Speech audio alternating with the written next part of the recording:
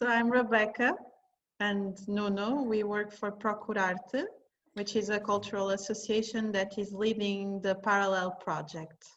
Okay. And Marc here is doing the moderation. Marc Yeah, Lenot. I live in Lisbon as well, but I'm French. And I'm an art critic and a researcher in photography. And I wrote an introductory text, the last Parallel Art book. And Nuno asked me to do the moderation. So I'll say a few things about you, and then we'll see how the conversation goes. Okay, great.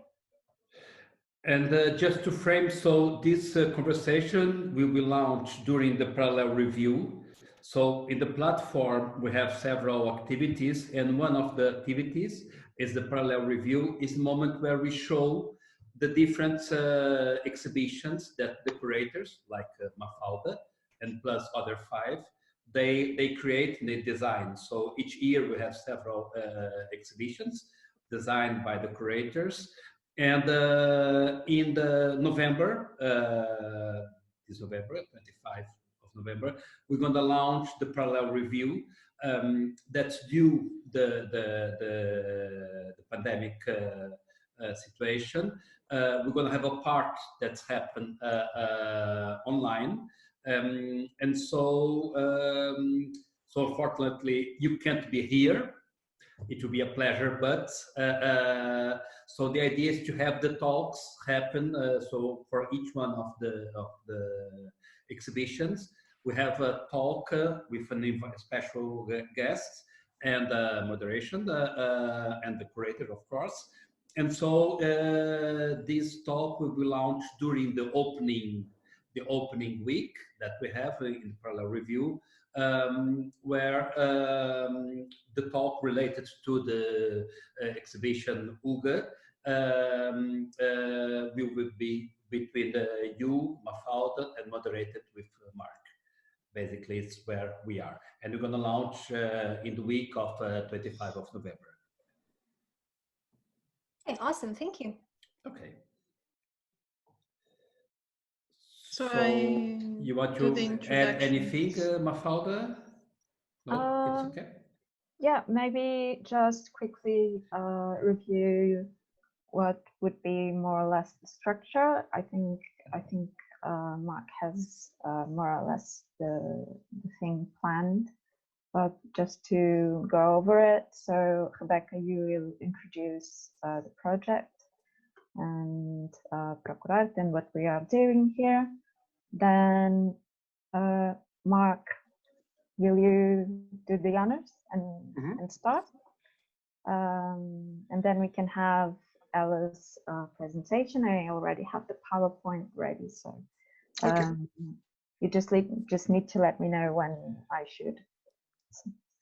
Okay, so yeah, and then afterwards, what do you think, Marc?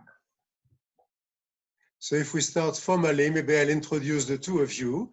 As I said, this year, Parallel Art is totally virtual. The exhibitions are virtual. The talks are virtual. Hopefully we'll have some meetings here and there, but all of that has to take place in this different universe, digital universe, in which we need to work, which all of us have to adapt, and slightly different from what we are used to, where we're used to during many years. So tonight we are talking about ugliness. We're talking about ugliness with you two, and I'll make a brief presentation of both of you. Professor Ela Przybyło, if I pronounce that more or less right. You are assistant professor in the Department of English and core faculty member in the Women's Gender and Sexuality Studies program at Illinois State, where you teach courses on feminism and queer studies and critical publishing studies. Your focus is on the sexual identity and orientation of asexuality, and you work on increasing the visibility of asexual communities, knowledges, and identifications in feminist and sexuality scholarship.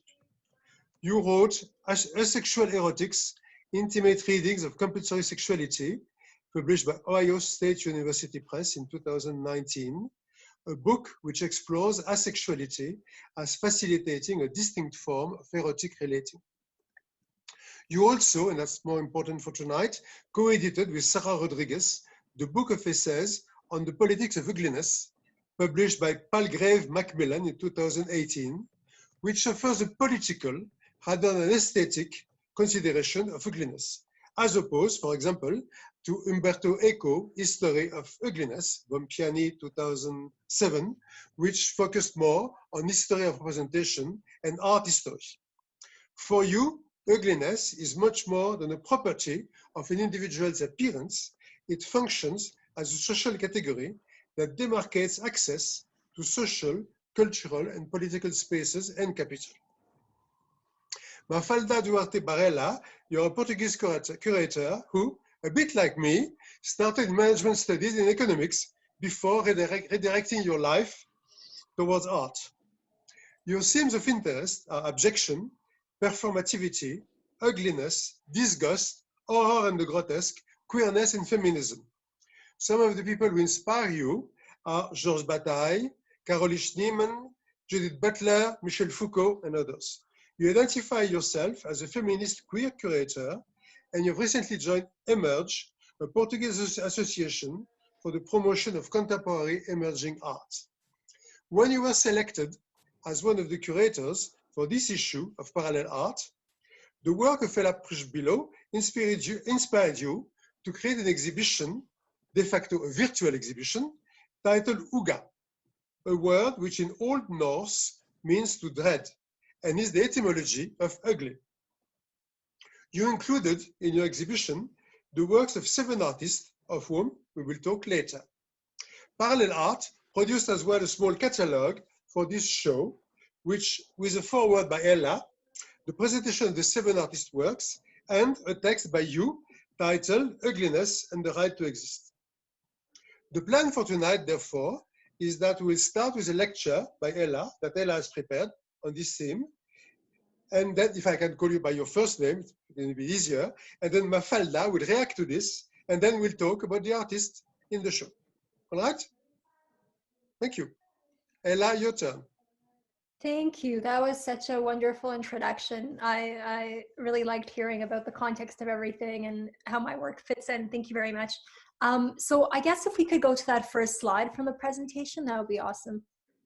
So we'll do, yeah, okay, cool.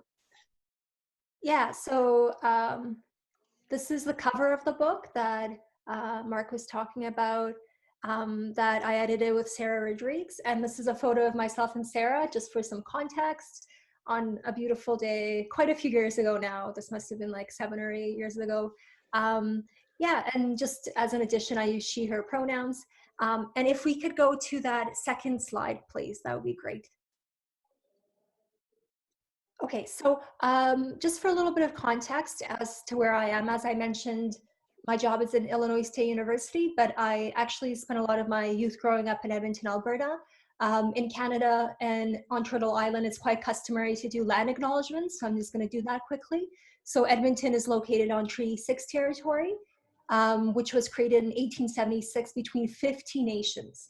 So there's 11 treaties, as you can see in this image, in total in Canada, and they were all created between 1871 and 1921 between various Indigenous nations, as well as between the Crown or the government at the time.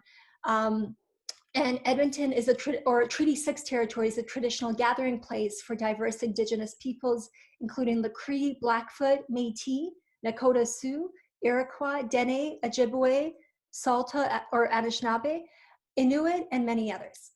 So just really briefly, on Turtle Island / Canada, US, land acknowledgements have been discussed as an important move to kind of acknowledge the ways that land was stolen from Indigenous people. So that's the context. So if we could go to slide 3, I'll get into the presentation. So as was really well framed, I do talk in this book with Sarah about ugliness as a political issue, a relational issue. So we talk about ugliness having a long history grounded in white, colonial, ableist, and gender-bound fears of alterity and visible difference. From ugly laws or unsightly beggar ordinances developed and deployed in the US, UK, and in Europe in the late 19th century to penalize poor people with visible disabilities who were deemed literally too ugly to be seen by others, to the ongoing policing of impoverished communities, comprised often of Black, Brown, and Indigenous people, dominant understandings of ugliness are and have always been about inflicting violence and discipline on those seen as in need of removal and containment. To be regarded as ugly is seen as justification for violence, because in Noel Carroll's words, to be seen as ugly is to be, in her words, beneath or outside ethics. So undeniably, ugliness is founded on white supremacist assertions of beauty. As Charles Mills describes in The Racial Contract, during the Enlightenment and enslavement periods, the white body was made the somatic norm, so that in early racist theories, one finds not only moral but aesthetic judgments, with beautiful and fair faces pitted against ugly and dark races. That's his quote. Things like hair texture, skin tone, facial appearance, bodily comportment, body height, and body size have all been historically and are today instrumentalized by whiteness to signal moral superiority and beauty in one form, and on the other hand, moral failing and ugliness in another. The history of ugliness in Western colonial contexts is a history of justifying exploitation through visual means. Maxine Leeds Craig has brilliantly argued in Ain't I a Beauty Queen? Black Women, Beauty, and the Politics of Race, that, in her words, racism is practiced as visual hatred. This is what Sarah Rodriguez and I name visual injustice in On the Politics of Ugliness. If we could go to the next slide, please. So rather than an innate property of a body, of a place, of a thing, we talk about understanding ugliness as visual injustice because it allows for understanding ugliness on relational terms. So we ask ourselves, who does society understand as ugly? What metrics are used and encouraged to be used when we understand people as ugly? Which parts of the city even are we encouraged to see as ugly? And then if we ask these sorts of questions, we are led to form a dynamic understanding of ugliness that is always about the operation of injustice. Visual injustice points us to becoming interested in the role that appearance plays in how we live out our lives, how others interact with us, whether we receive love and support, and indeed, how we are encouraged to view ourselves. Much more than an innate quality of a place or a thing, ugliness is about the reception of a person or thing by another. It is a quality that emerges in relation to others and within specific societal rubrics aligned with ableism, racism, sexism, ageism, fat phobia, classicism, colonialism, and cisnormativity. Next slide, please. There is, it turns out, no such thing as a body that is ugly, but only bodies that are understood as ugly in relation to artificial, racial, sexist, ableist metrics of bodily success that encourage hierarchical figurations of bodily appearance. And yet, when understood as ugly, one is punished. Writing on facial variants, including cases where people have no face or an irregular face, Heather Lane Talley in 2014 documents the degree to which people are met with social death as a consequence of being understood as ugly. French writer Violette Leduc similarly wrote that for women in particular, ugliness is a mortal sin. And here we need to adapt this to include gender nonconforming people being viewed as ugly and sinful if they do not conform to gendered appearance norms. Next slide, please. So even with ongoing efforts at dismantling colonial understandings of beauty, which has been a huge project in recent body positivity movements, we must continue to be invested in understanding ugliness as visual injustice, rather than asserting that everyone is beautiful, even if this is also a worthwhile project and even if this is also true. There is a way, though, that beauty itself is too easily elevated as a prized quality. Ugliness, on the other hand, is undesired and, as the exhibit discusses, feared, and thus much less easily co-optable. Disability justice activist Mia Mingus writes, "We must shift from a politic of desirability and beauty to a politic of ugly and magnificence, respecting ugly for how it has shaped us and been exiled. seeing its power and magic, seeing the reasons it has been feared, seeing it for what it is, some of our greatest strength. To centralize ugliness rather than beauty is to become interested in the flows of injustice as they stick to bodies and appearance. To question the pejorative use of ugliness is to home a bodily and artistic practice invested in visual justice.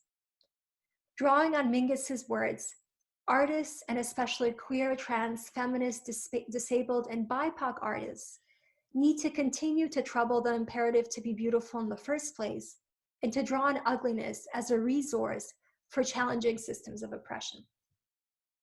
Okay, that's the end. Thank you.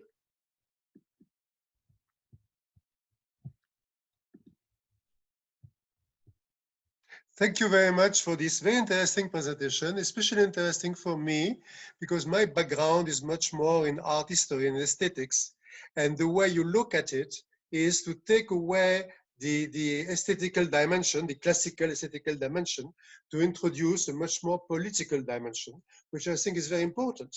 Because from an art historian viewpoint, if you want, ugliness has been somewhat, or non-beauty has been somewhat rehabilitated since, let's say, romanticism, since Victor Hugo, and before that Lessing in the 18th century, but basically Victor Hugo and all the romantics, and clearly in the 20th century, ugliness with the futurists, with the surrealists, was something very important.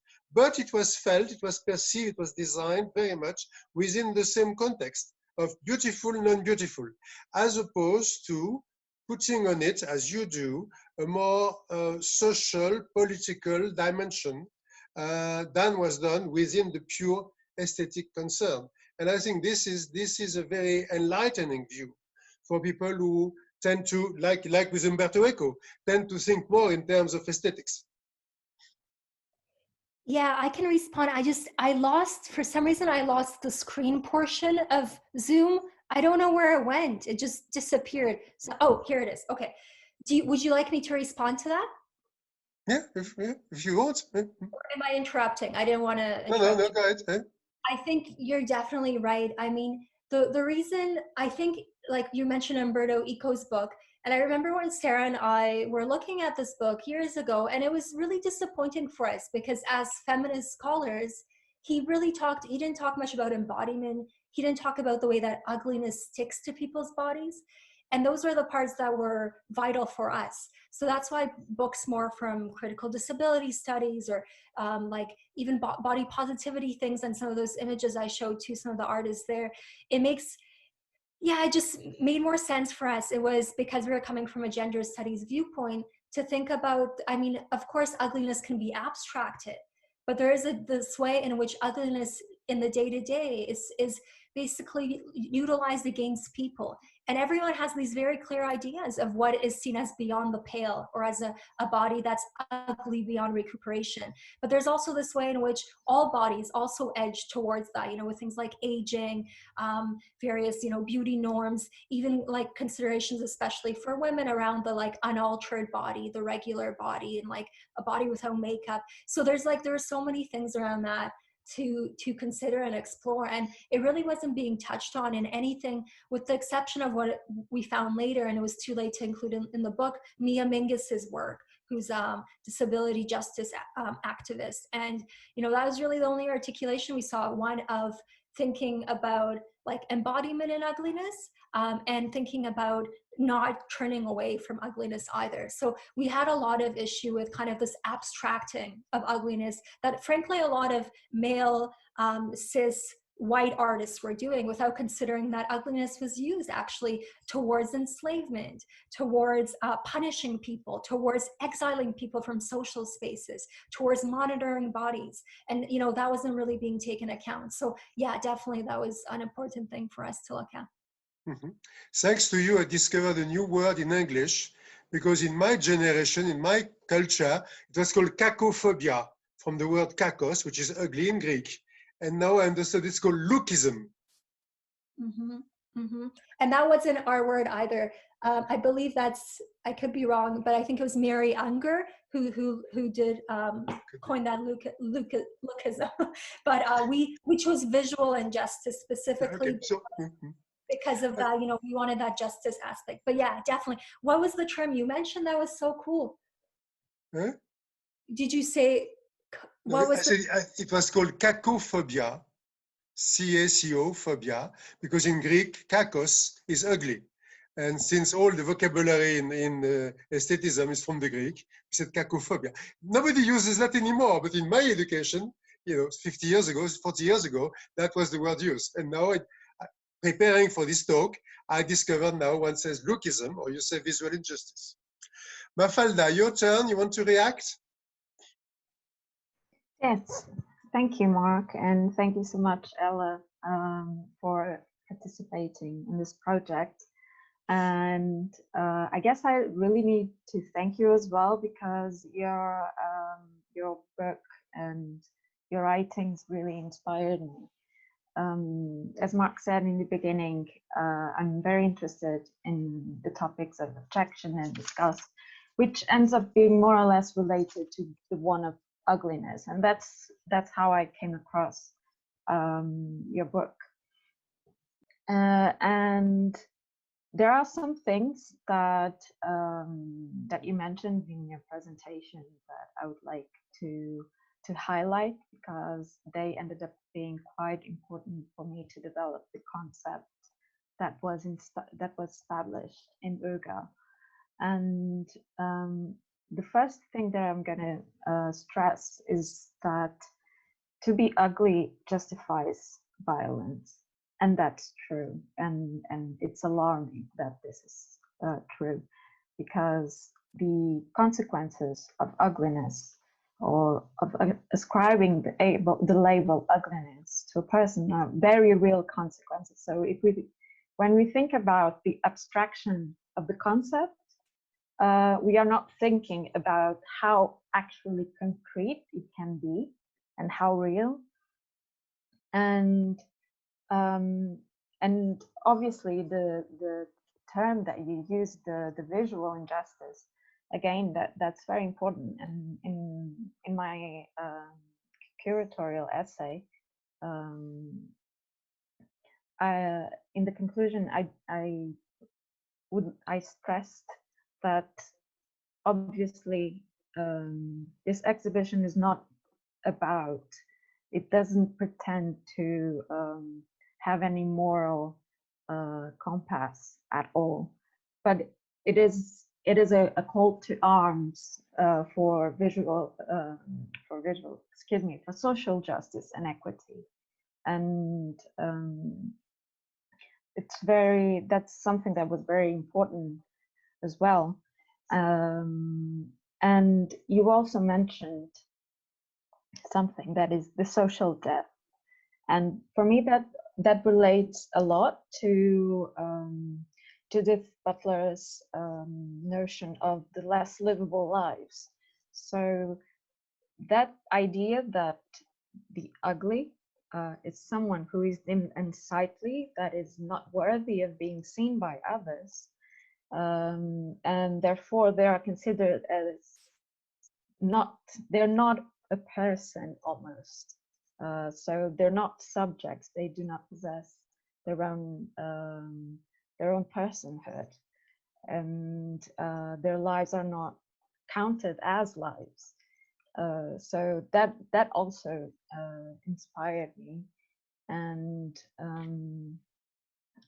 yes, so these are the things about your presentation that I thought it would be very important to stress. And obviously, picking up again on this idea of being less of a person, I would like to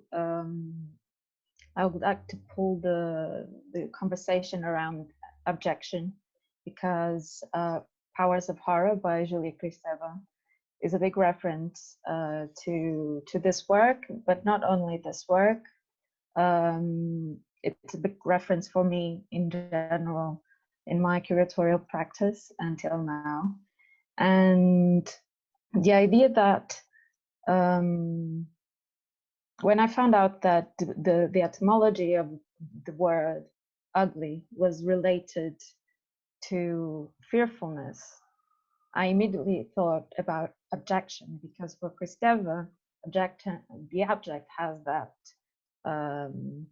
apparently contradictory reaction, that you feel desire, like a fascination, but at the same time you feel fearful towards it.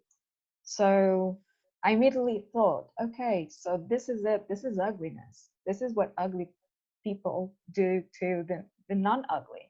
You're fearful of them. So what you do is you use institutional tools or political tools, economic tools, whatever, in order to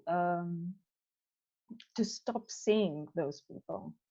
And it's awful, because then you can have laws, then you can have violence, hate speech, censorship, and it's very worrying. So there's almost a sense of mission behind the concept of this exhibition. And yeah, I think this is it. These are my thoughts on your lecture. Thank you so much. Thank you, Mafalda. I think one of the points very interesting that you do is the link indeed between the ugly and the abject. And I think one thing that is very important that you point out, especially with respect to some of the photographers, is this mixture of fear and of fascination, of desire that we may have in front of a person, or a photograph in this case. And this mix between the two is also, and that's what I liked a lot in your text, is also revealing about ourselves. In some cases, the more, you said that about the photos of Shelley Wheeler, the more voyeur I am in front of people who are not from my universe, who are different, the more ugly I perceive them. On the contrary, the closer I am to those people, and the more fascinated I am. So this antagonism between fear and desire, but at the same time between voyeur and what you call connoisseur, I don't know if I would say connoisseur, but let's say sympathy, is something that I think is also very revealing.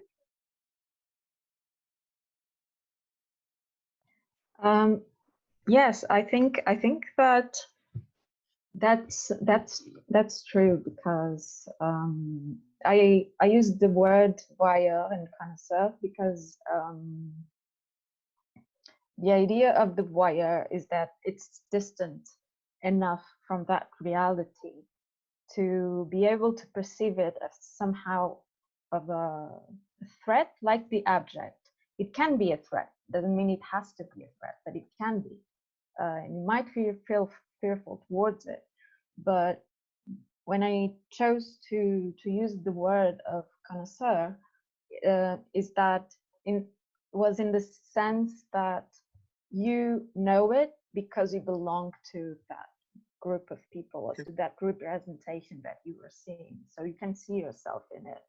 And it is just that connoisseur in the art history world is a very different meaning. It means someone who is able to identify a picture, a painting, just by looking at it without any scientific, technical investigations. So just my reaction to that, because connoisseur in general means something else in this particular universe. But I understand your point, clearly. You want to go a little on the photographers that you presented? Yes, of course. So I think we could start with Shelley, actually, since we are talking about her work, because it's definitely related to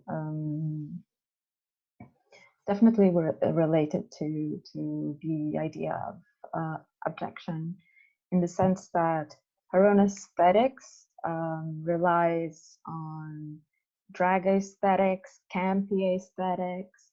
So it's very colorful, very, very colorful, and it's very excessive. And I'll go back to this point of the excess later.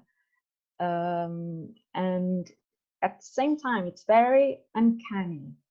And uncanniness is also pretty much related to fear as well. So this is something that I did not dig into very deeply, because I think it would be like a whole other subject, the idea of the Das Unheimlich by Freud and all those other relations with the grotesque and horror and blah, blah, blah. But Ela, have you seen the photos? Yeah. Yes, I have, and I'm also following along right now. Yeah, so I mean, there's definitely that aesthetics, and that same aesthetics is also present in the work of another artist, Theo Ellison, and it's a different work. So he uses CGI imagery to represent the behavior of the bowerbird, which is a species of birds that they have a very interesting courtship behavior. That is, they create like installations using shiny and colorful objects that they find in order to attract female companions. And the less colorful is their plumage, the shinier are their installations. So again, we have the relation here about the excess of color, and the lack of color, which is an excess in itself. It's excess of nothingness, if you want. But here, the uncanniness does not arise from that. It instead arises from the fact that CGI itself is creates that idea of uncanniness, because it's close enough to the reality for you to understand that what is represented that can be real, but it's different enough, especially because you use glossiness. So it's different enough so that you say, okay, no, this is actually, I cannot identify with this. I cannot relate with that. So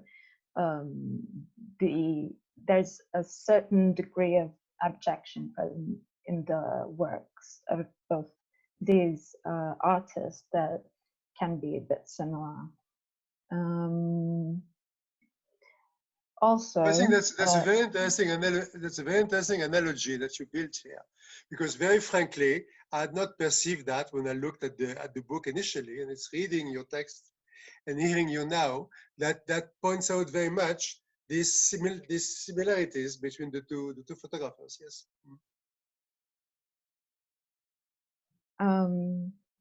Yes, and I think probably I will still stay on this topic of abjection, and we'll talk a bit about a completely different work by Margherita Moriti. She created this beautiful installation called Blood Liquefied at 10 a.m. It will be a good year. And it's quite an interesting story, because there is a town in Italy. I'm afraid I can't remember the name, but there is a relic that in which contains the blood of a saint, Saint Janus, I reckon. And every year in September, the priests, they check the relic, and if the blood is liquefied, then it means that the following year would be a good year. So hence why the title of the work, So the idea of the liquefaction is very present in her work because she uses photographic prints on wax tablet and paraffin. And then she has a light bulb that goes over the tablets and hits them so that you can see the image a bit, but not very clearly. So here, the idea of limit is very present. And limit is something that is very related to the relation between subject and object, because the object is found on the limit of subjectivity, and that is argued by Judith Butler. I reckon gender trouble, if I'm not mistaken. And so it's very interesting, not only because of that, but also because wax has this capacity to be very flexible, very malleable. And so you can say that it has no form, it has no shape, really.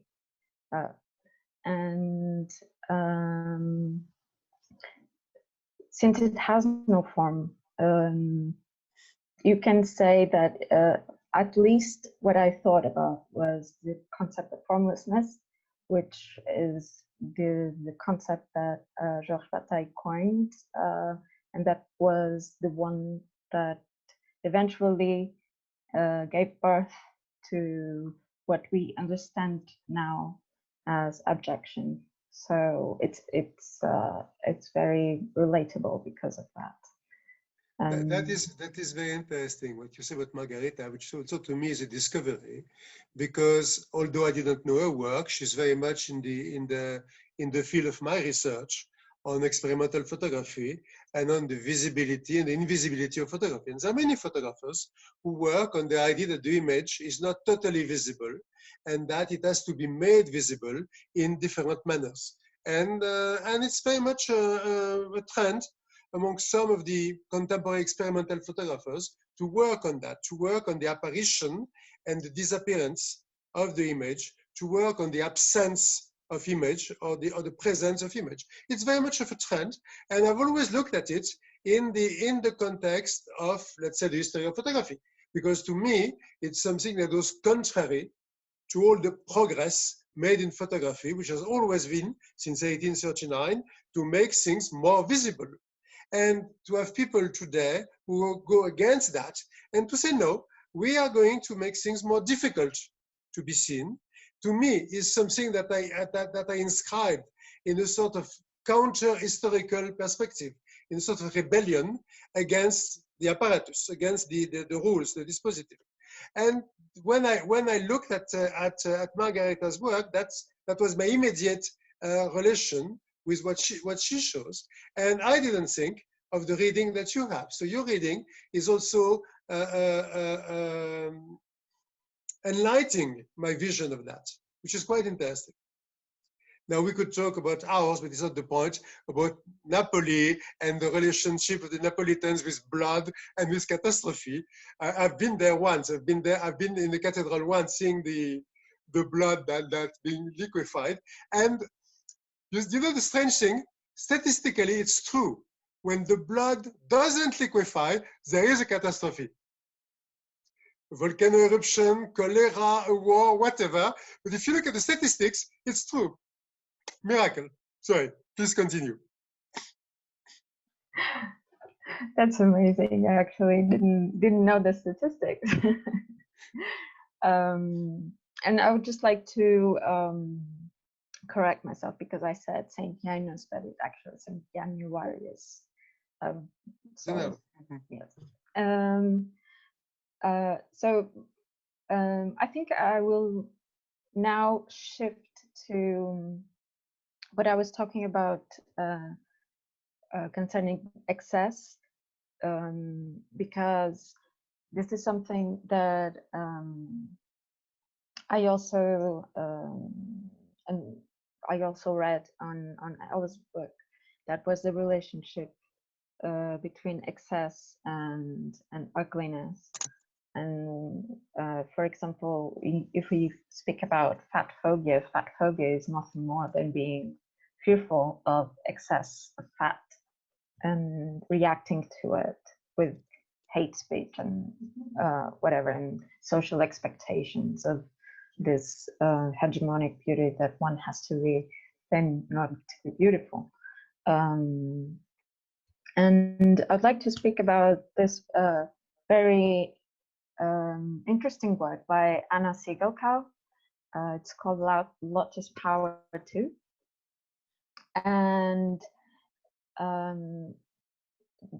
it's also a very interesting story because she read in a newspaper the story of a man that had a view of a green grassland from his balcony, and wheat started growing, and it started becoming more of like a meadow of a forest, and he couldn't see like the beautiful grassland and the beautiful valley, and so he complained. He sent a letter to complain to the district office.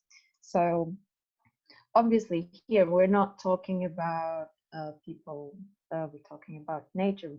Nonetheless, there's a power relation here based on anthropocentric beliefs. And we are talking about expectations of beauty towards nature. And her work is related to excess, excuse me, in the sense that in her photographic prints of meadows, she uses excess ink. So it's very, there is like that cheap look of the print that is related to excess and ugliness. And then there's also an installation, which is a green triangle laid on the floor, and it's made of an outdoor fabric that that basically creates a lotus effect. So actually it doesn't absorb water.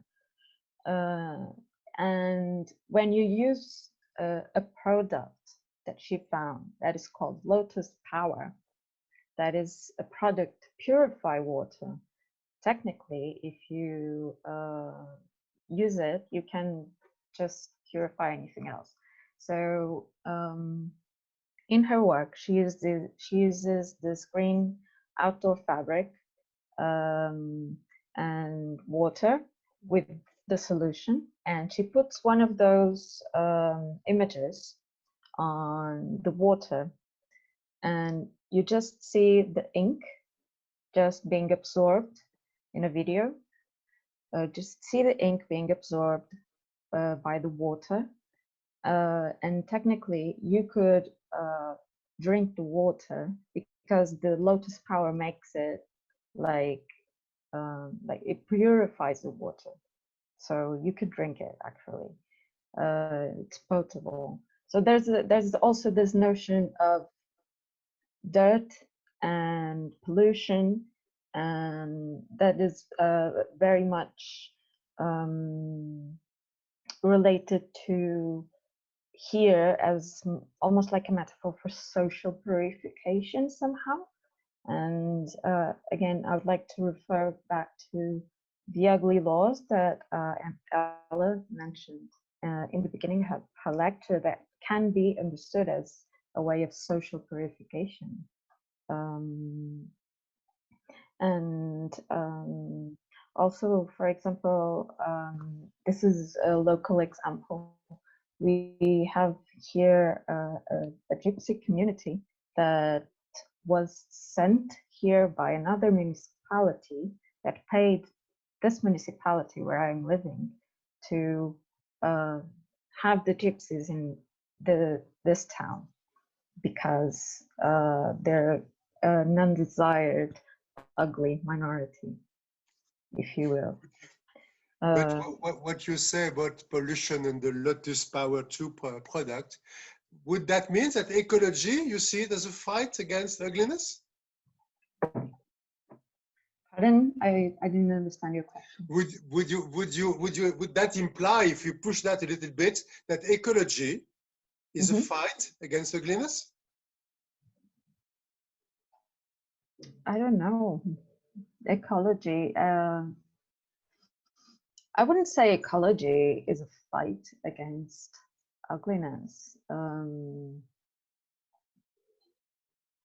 I think there are some. There should be some line of thought that could be understood as such that is not so based in anthropocentric beliefs, and probably more related to what Donna Haraway calls tentacular thinking, and the Cthulhu scene and the idea that we're all connected somehow, and then that makes us being placed in a more horizontal way, like we're more alike in the pyramid as the rest of the other beings and species. And so in that case, we are not so able to be in that power relation that allows us to say, yeah, this is ugly, this is beautiful. But I don't know. I think that's a very complex question. I wouldn't know. A lot of the ecologic discourse is about beauty. Beauty of nature, beauty of landscape, beauty of the sky. A lot of it is about it. So because most of what we talk about here is ugliness of human beings, of people, except these meadows. I think Anna Sigelkopf is the only case, or almost the only case, where we talk about ugliness of a landscape in what we do tonight. And if we talk about ugliness of a landscape, it starts in this story with a meadow that is not very well taken care of, and it's growing wild, which is fine. But maybe you can extend that thinking to beauty of nature, ugliness of nature. And do we have the same reaction there as when we are in a different political context than when we talk about the ugliness of people? I don't know, I'm just asking the question.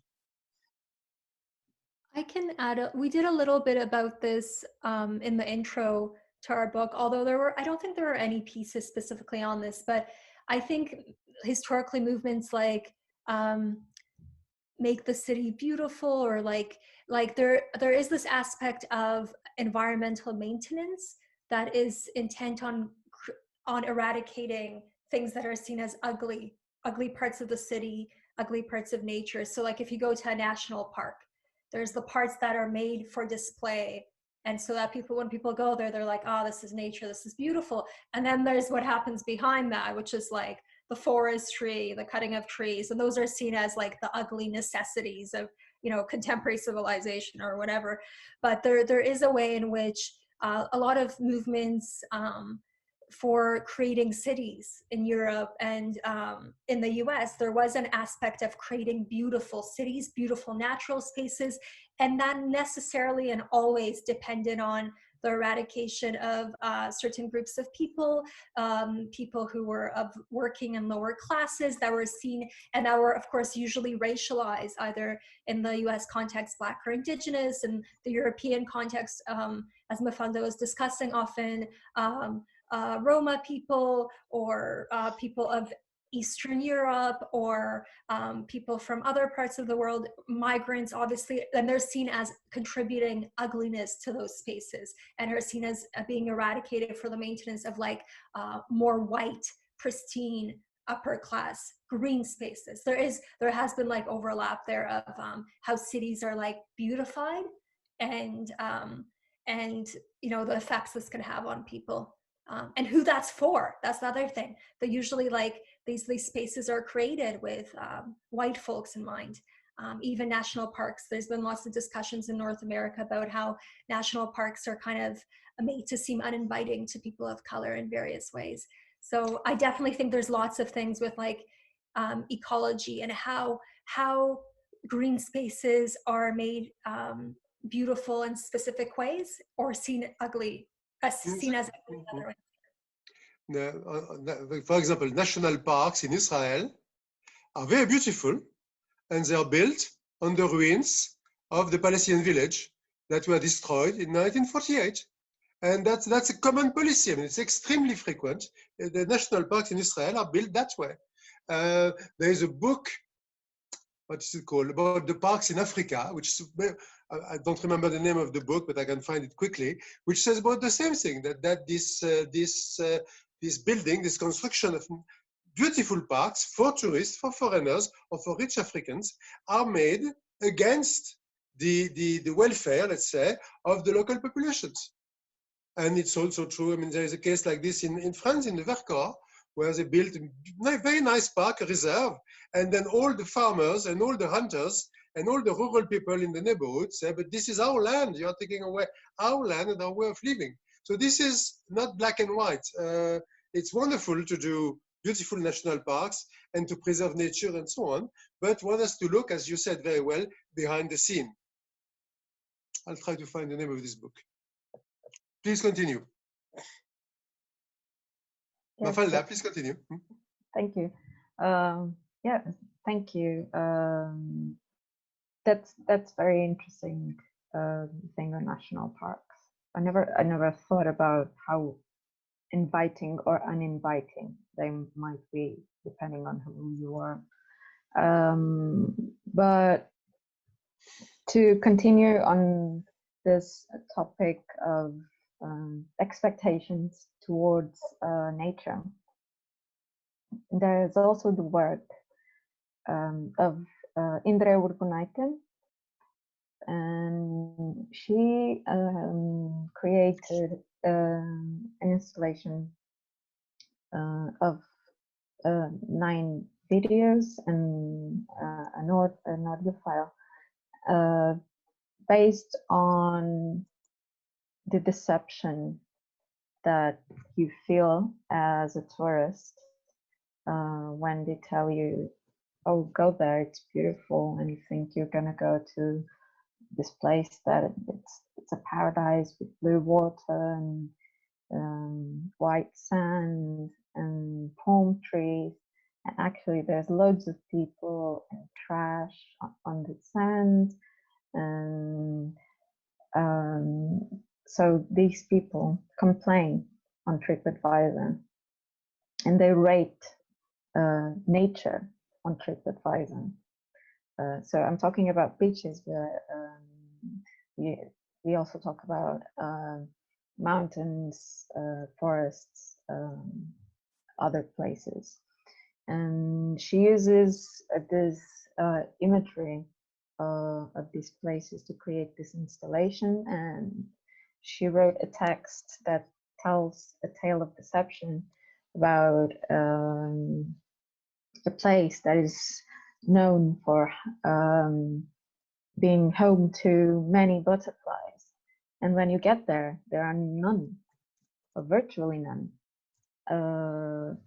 And this is the perfect story of deception, and also makes one think about the impossible high standards that one sets for, in this case, nature, but we can also think about people, and also our futile need and strive for perfection.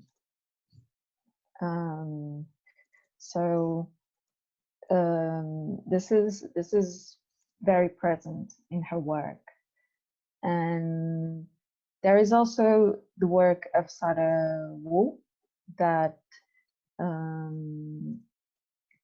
is not related to, we cannot see people in her work, but I think it fascinated me because it's not a portraiture work in any way. It's an installation, but that concerns objects, and those objects are objects that she found on the beach one day. And the sand was dirty, if you will, and she took those objects and recreated the image that she saw, and she turned them into an artwork, and she elevated, let's say, their status and their condition by taking away the expiry date that they were given and attributing them a new life. So what I saw here was not the object itself. What I saw here was almost like a metaphor for what the ascription of labels does to someone or something. If you say this is over, this is, for example, Ella spoke earlier about aging, that we're basically heading towards an ugly future. And there's that when someone tells you, oh, you're actually aging well, that's like a microaggression in a way. And this is basically what Sarah's work makes me wonder and think about. It's precisely this need to reassess the way in which we use these labels, and who makes these labels and how are they made? All the questions that Ella asked in her lecture that are very legitimate, and I think that they can be applied in Sarah's work, definitely. Another interesting thing about Sarah Wu, it has not much to do with ugliness, but I think this is the idea that photography is not only an image, it's an object. Photography is an object in itself. And with a photography, you can do something looking at it as a piece of paper or as something else, which you make in 3D, which she puts on the wall and all of that. And this is, it is different subject from what we discussed, but this distanciation from this trend that we have today, especially with the computers, with digital images, of photography being only an image, only representation, and showing that it can also be something very material, is something that is very interesting in her work. But it's a different subject. Yes, I agree. She has very interesting work around objects, and the way she thinks about objects is very fascinating. So I'll definitely recommend. I'll recommend to research all of them, of course. But yeah. So I think now we are only left with Joshua Tarplin. Yeah. And this is a work of portraiture, and in his work, it's very, what fascinated me in his work is that we see people who are being portrayed, but there's an element of imperfection, or what you would consider imperfection, in most of the works. So you see some silliness, playfulness, awkwardness. So, for example, one of my photos of reference is one in which there's a male, cis male person that one would say that possesses traits of classical beauty, and just classical in the sense of socially accepted beauty. But he has this weird manic eyes, and you wouldn't expect to see a portraiture of that person to be so disconcerting. You would expect it to be very beautiful, very, I don't know, very something that it's not that.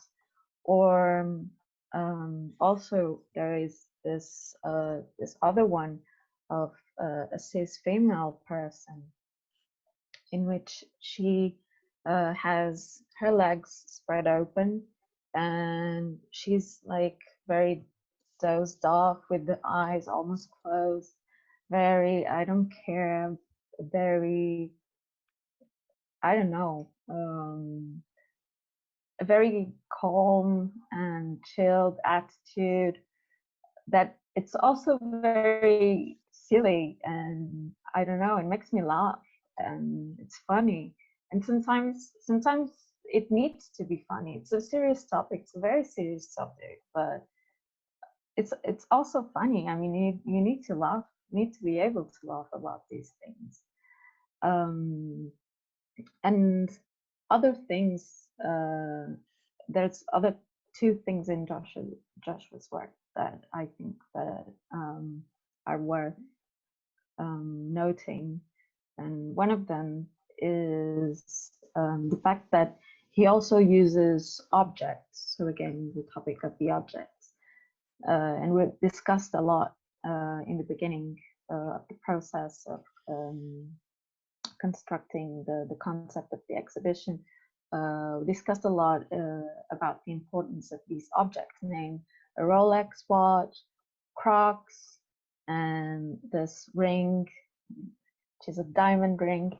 I don't think it's a diamond ring, but so there's also some expectations that you have towards this object. So you probably expect a person that owns a Rolex to be able to have a certain economic status that allows them to have more opportunities than a person that is begging on the street or that earns the minimum wage. Probably some people won't be able to even go to university to be able to be qualified for a certain job.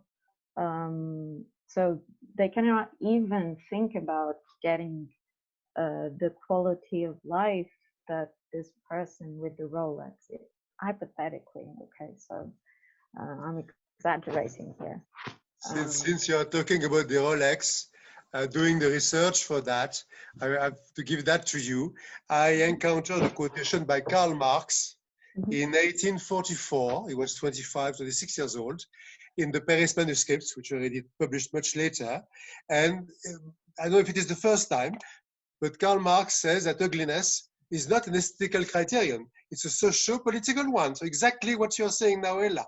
Karl Marx said, now you may disagree with the rest, what I am and what I can is not determined at all by my individuality, but by the force of my wealth. I am ugly, but I can buy for myself the most beautiful woman.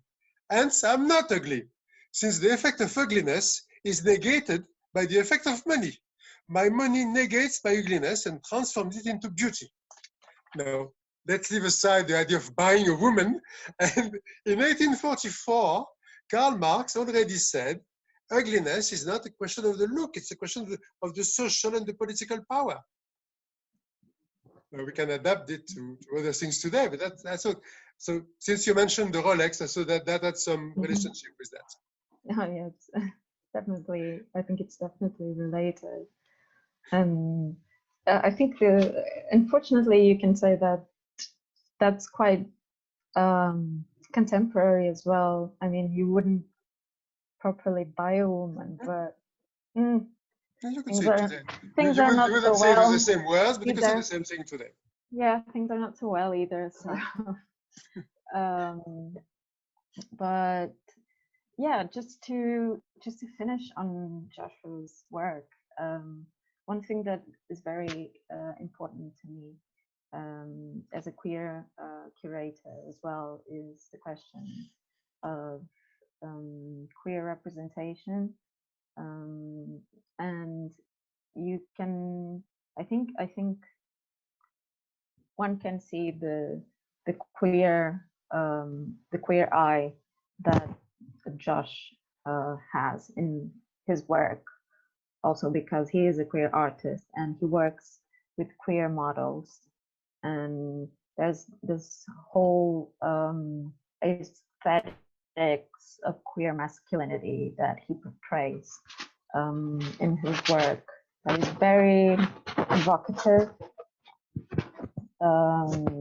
but at the same time, I don't know, I think I'll just say that it's provocative, but it's interesting, and that was also very important to me when I was working with him.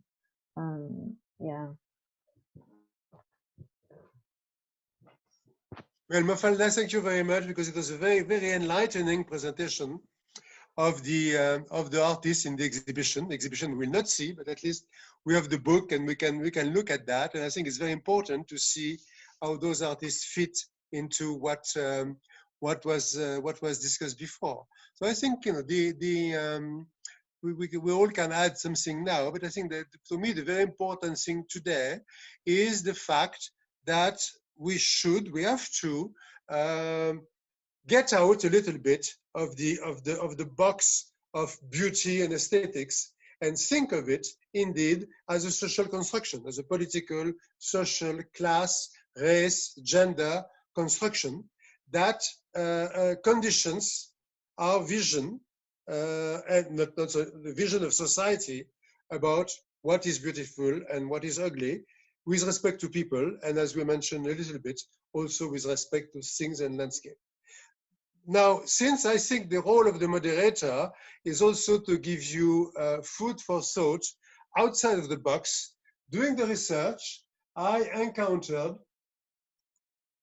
a very interesting article in the Journal of Criminal Justice, which is, of course, something we read every day, in January, February 2020, so very recent, beginning of this year, by 3 researchers, 2 Finnish and 1, I don't know, American, I think, called Beauty in the Eyes of the Offender, Physical Attractiveness and Adolescent Victimization.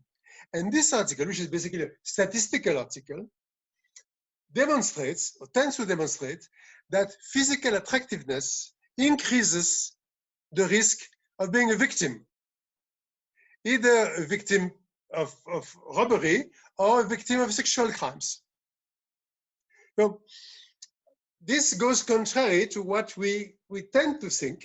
And I thought this statistical analysis, based upon some data from 2013 in Finland, was very provocative in a way, saying the more beautiful you are, the more interactive you are with other people, the more at risk you are that other people may rob you or may attack you. Just food for thought. Ela disagree totally.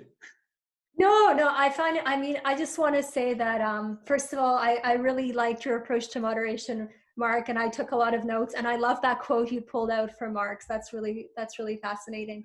And Mafalda, I love the way that you curated everything just right now in this moment, because I couldn't necessarily make the connections myself. So I really liked how you sort of extended ugliness and thought about excess, abjection, and then, you know, and all these different, it all makes sense now to me why these pieces were selected. So I really want to thank you for that. Thank you.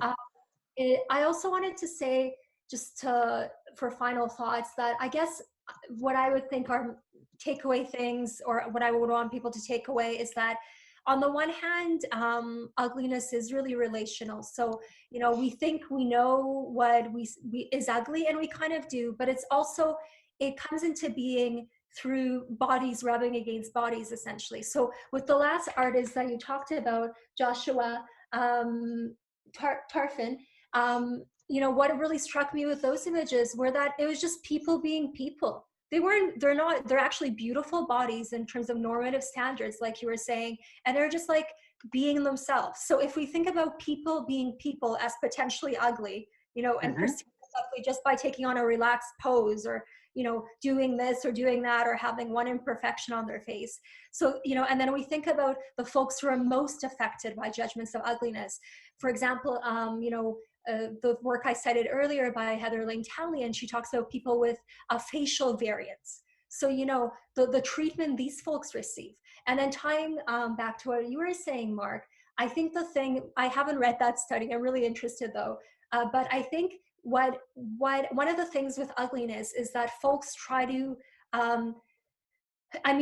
achieving beauty is one thing, but the other thing folks try to achieve is just blending in. So I think not blending in is a form of excess, can be a form of ugliness. I can see how that would be a possibility for increased violence against someone, is if you're not doing that blending. And the work of blending itself is a tool against ugliness. So we try to blend as we age to look like of a younger, perhaps. There's blending that happens in how we present ourselves to not stand out. So that definitely makes sense, that when you fail at the blending, that can be also a provocation to attention in some sort. Of course, there's also lots of studies that suggest that regardless of, for example, what a woman is wearing, she can be sexually assaulted. Lots of work on this. But yeah, just some thoughts, and it was just so interesting to listen to like art-grounded perspectives on ugliness for me, because I mostly don't work with art. So it was, I really had a wonderful time just sitting in and listening as well. Thank you. It was really good to be able to count with your participation. And again, thank you so much for being inspiring. And on that note, just again, some final thoughts on what you said, Ella, about blending in. You also see that happening with trans folks, that the ones that pass have easier lives than the remaining, because they're not perceived as trans, which is unfortunately a minority that suffers a lot from violence, especially if you're a trans person of color. So in the end, I think that ugliness, I think we are just starting. I mean, if Karl Marx was heading towards the right direction, I think we just need to talk about it a bit more in the future.